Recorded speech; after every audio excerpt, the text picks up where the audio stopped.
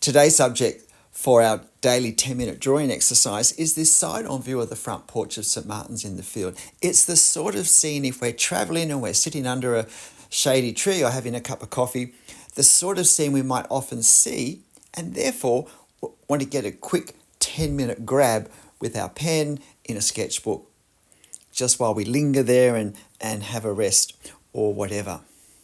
So this is a really quick gestural drawing of this scene. There's quite a lot of detail. You're watching me in real time for all of the drawing of the church and the lamp in front.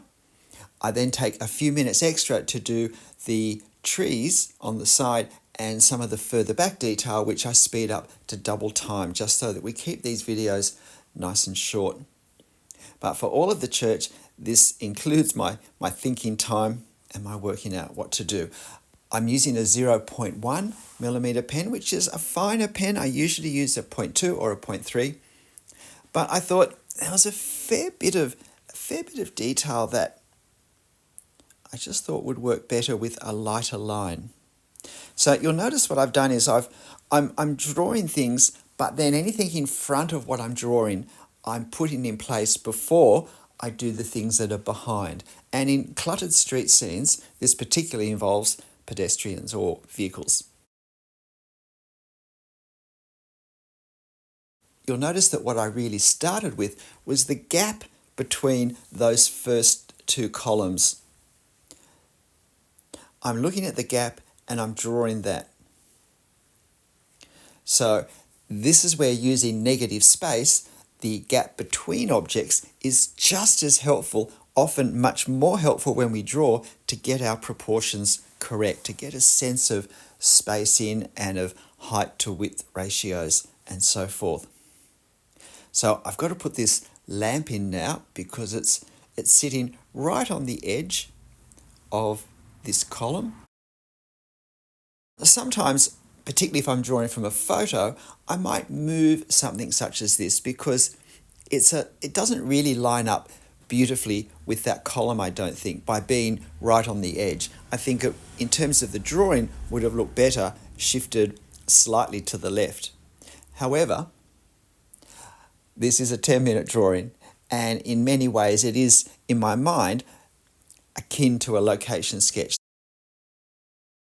So I'm just drawing what I see. Of course, in life, if possible, I could shift my viewing position by a couple of meters and that would do the same thing.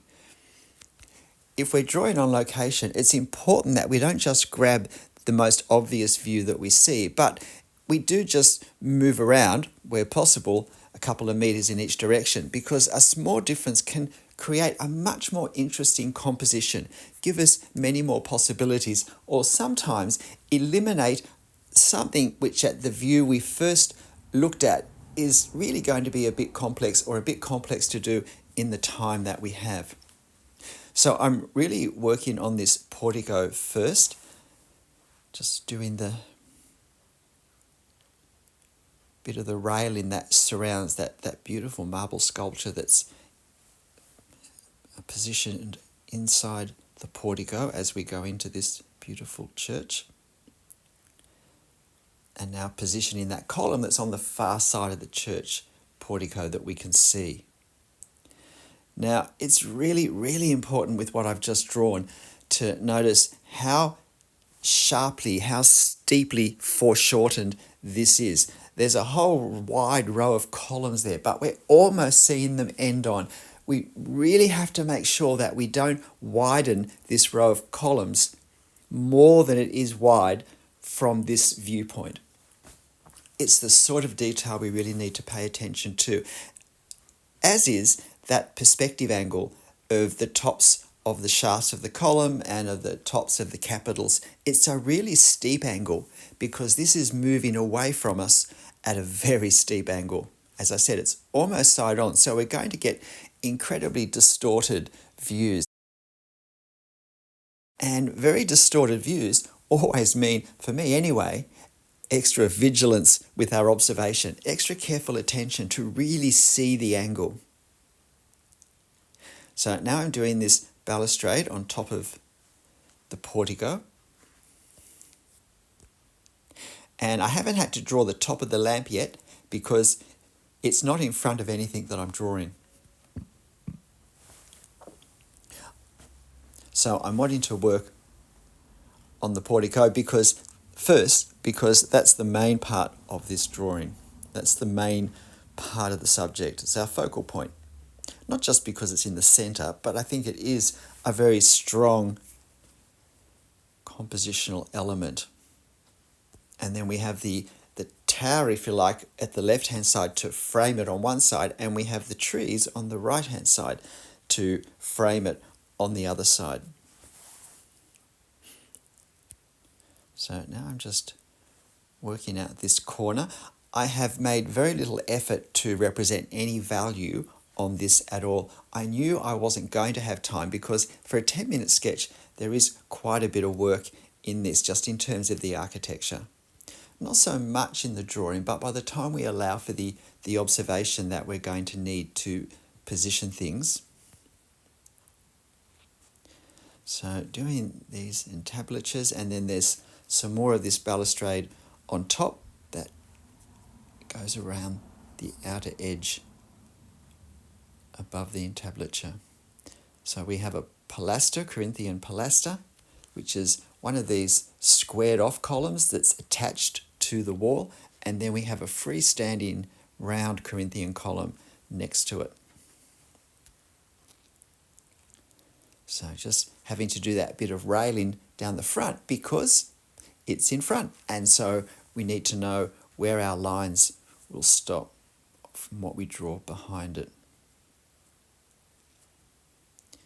Now you'll notice I'm not getting bogged down in trying to draw my Corinthian capitals. We want something gestural. This is again our thinking, what's the immediate quick visual effect when we glance at the columns in the reference, and therefore how can I capture that in a way that's triggering in our brain when we look at it. Oh, that's a Corinthian column, and then we see in effect from our memories of Corinthian columns not what has actually been drawn. It's quite a crucial technique to develop. It's quite a crucial way of thinking when we draw. So spending a large amount of time on this balustrade.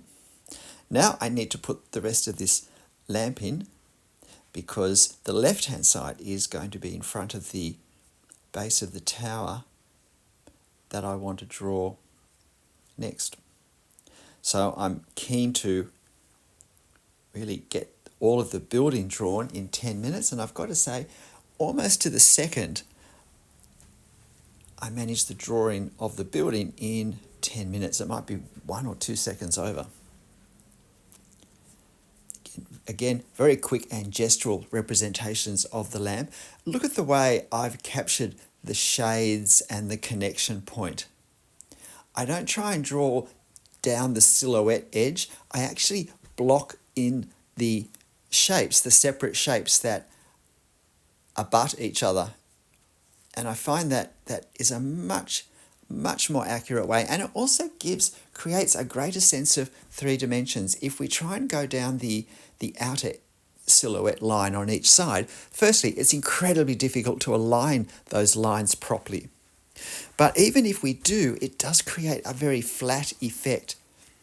And where possible, it's, I think, always best to be thinking form, thinking three dimensions, because that will inform our line work in a way that will have more chance of creating the effect of a three-dimensional shape, three-dimensional form. If we focus on drawing accurate outer lines, we end up often with a very cartoon-like effect. So very quick gestural rough grab of these windows that really finish off the lower part of the church structure, and now just this final lower section of the tower that has that beautiful and very distinctive spire on top.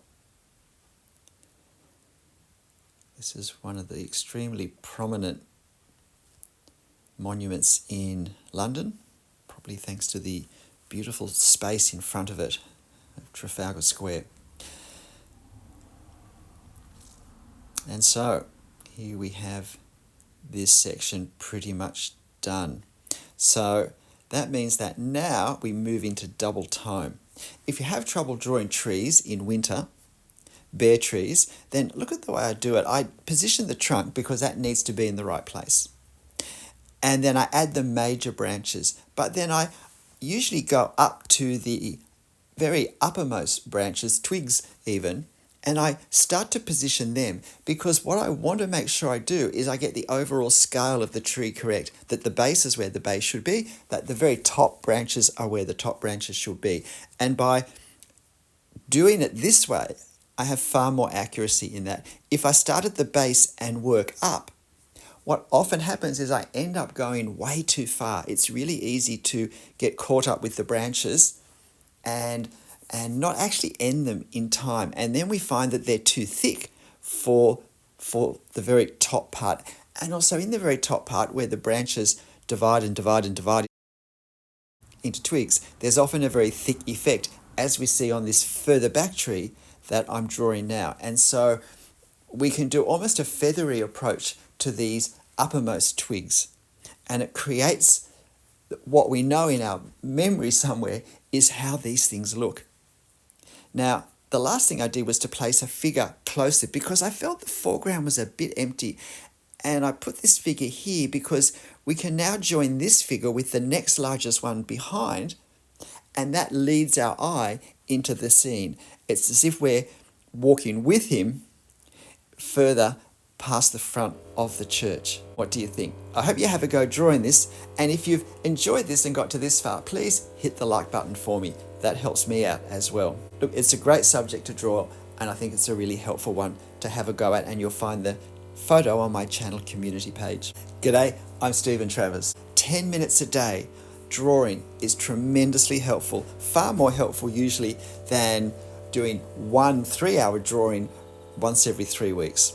Simple, quick, and we learn quickly, and we can see what we need to work on in the next drawing very easily. And we can have fun, and we can have a little finished sketch, and if we want to, we can always try it again in more detail for more time. We can view this as a preparatory sketch if we want and if we're able to. But look, however we use these, whatever we draw, however it turns out, make sure you have fun. I'll see you next time. Bye.